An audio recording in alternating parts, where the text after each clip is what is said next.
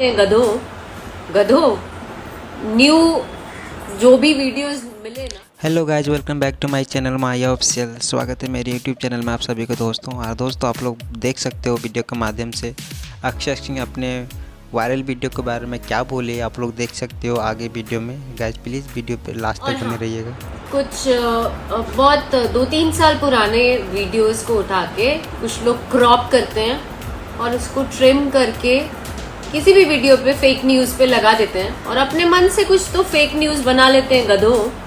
गधो new जो भी videos मिले ना, नए, जिस बात में सच्चाई हो, जिसमें दम हो, वही काम किया करो। नहीं तो तुम लोग फट्टू हो यार, कुछ भी मत करो।